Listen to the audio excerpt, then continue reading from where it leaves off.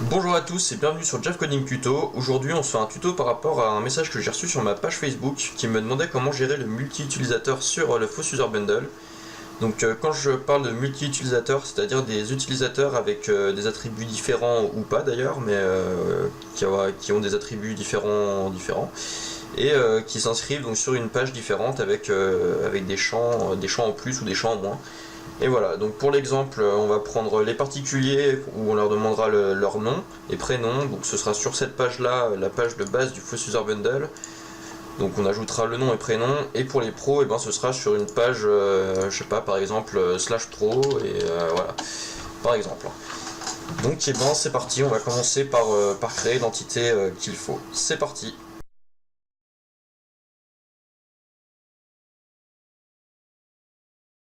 Alors nous voilà dans notre entité user, donc qui est quasiment vide, et donc on va commencer par ajouter les champs donc pour les particuliers. Donc on a dit qu'on ajoutait le nom et le prénom, donc le prénom c'est first name et le last name, hop là, loupé, voilà. Hop. Donc on les met, je fais n'importe quoi, pour qu'ils aillent dans la base de données. Donc c'est un type string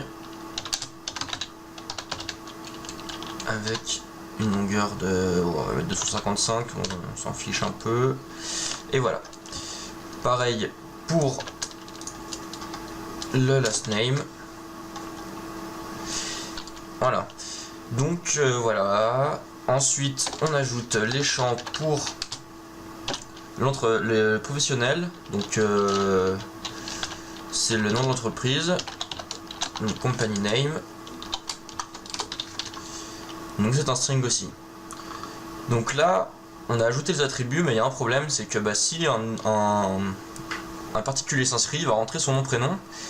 Et celui-là va rester vide, sauf que ils sont pas nullables, donc on a juste à rajouter nullable true, pardon, hop, et voilà. Donc vous mettez ça sur tous vos champs qui sont pas communs aux deux, parce que si par exemple un pro s'inscrit, il va pas rentrer son nom prénom, et donc ça va faire une erreur, et voilà. Et puis pour le fun, on va s'ajouter un attribut commun aux deux, donc par exemple je sais pas moi, l'adresse, qui sera pas ça d'ailleurs, qui sera donc un string aussi de 255, et il sera pas nullable celui-là parce qu'il est commun aux deux. Donc voilà. Donc jusque là tout va bien, c'est assez simple, et voilà. Donc maintenant il va falloir modifier notre formulaire ici. Donc je vous laisse vous référer à ma vidéo précédente, je vous mets le lien en annotation. Et donc moi je vais faire ça rapidement, comme ça et on se retrouve tout à l'heure, et voilà, c'est parti. Mais voilà, donc je vous précise juste qu'il faut bien faire un doctrine generate entities, parce que sinon on n'a pas les accesseurs ici des nouveaux attributs, et voilà. Donc attendez, je clear juste ma base de données rapidement, hop, et voilà. Donc je vous montre vite fait mon formulaire. Donc j'ai ajouté les deux attributs propres aux particuliers et l'attribut adresse qui est propre aux deux types d'utilisateurs. La fonction getParent qui retourne le formulaire d'enregistrement du Force User Bundle, et la fonction getName qui retourne le nom de votre formulaire. Ensuite dans le service YAML, on enregistre en tant que service notre formulaire. Ici c'est le provider que j'ai créé dans la vidéo précédente qui permet de se connecter qu'avec l'email, et voilà. Dans le config.YAML, pas oublier de mettre le registration form type JTC user part registration, et donc voilà.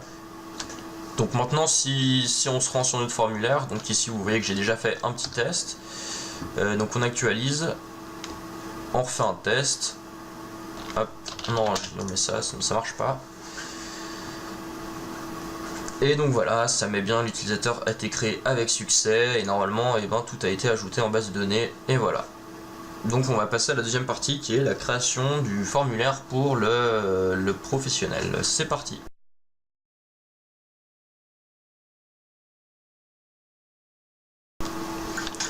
Donc c'est parti, on va créer le formulaire pour l'utilisateur professionnel. Donc déjà, première chose à faire, c'est dans votre security.yml bien rajouter la route qui va vous permettre donc de vous enregistrer en tant que pro. Donc ce sera /pro/register. Donc c'est pour pouvoir y accéder en anonyme. Et voilà. Ensuite, on va donc créer le formulaire. Donc on crée une nouvelle classe qui sera le pro registration type. Voilà. Ici, on fait un use du formulaire d'enregistrement du Faux User Bundle, donc registration form type du Faux User Bundle. Voilà. Ici, on étend donc le registration type. Hop, on va le trouver là. Voilà. Pas oublier de mettre le namespace, sinon ça ne marchera pas. JTC user bundle form, ouais, c'est ça. Hop, voilà. Et donc maintenant, déjà on va mettre un use du form builder interface. Hop. Et voilà. Donc on va surcharger la méthode buildForm et getName. Donc ici vous retournez le nom de votre formulaire. Donc pour moi ce sera JTC user pro registration. Et ici donc on va ajouter nos champs au builder. Donc builder. Hop, hop, hop. Add. Donc on ajoute le nom de l'entreprise. Avec le type c'est le même, enfin c'est celui de base, donc on laisse nul. Et donc on change le label, on met nom de l'entreprise. On fait pareil pour l'adresse.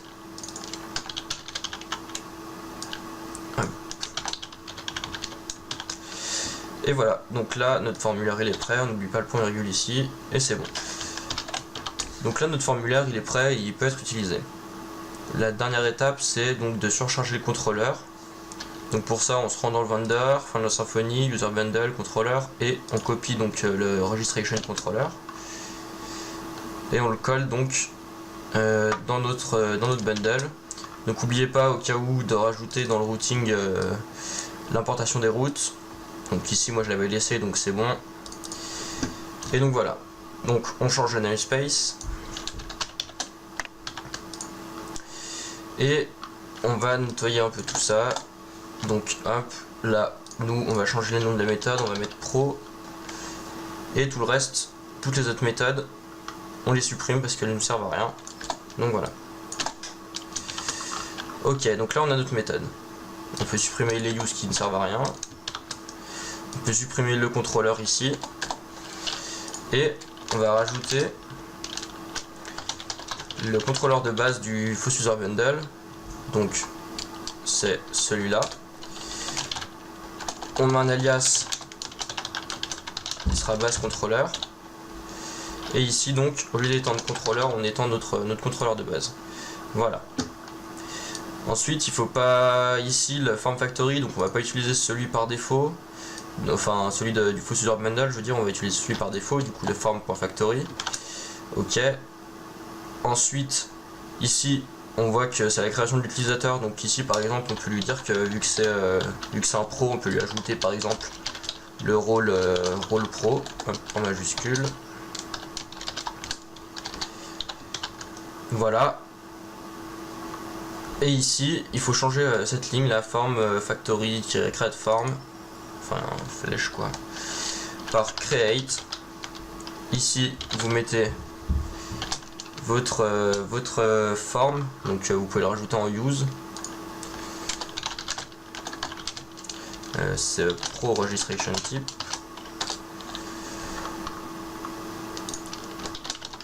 Hop.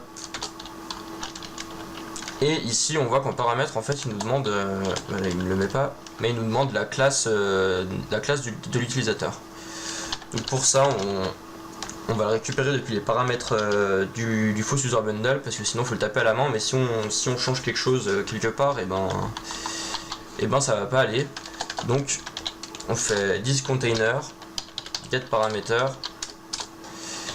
et là c'est false user.model.user.class. Voilà, donc ça vous retourne la classe du false user bundle, enfin ouais, votre classe user quoi, en gros. Et donc voilà, ça vous évite de le taper à la main, et si vous le modifiez, que ça change tout seul. Voilà.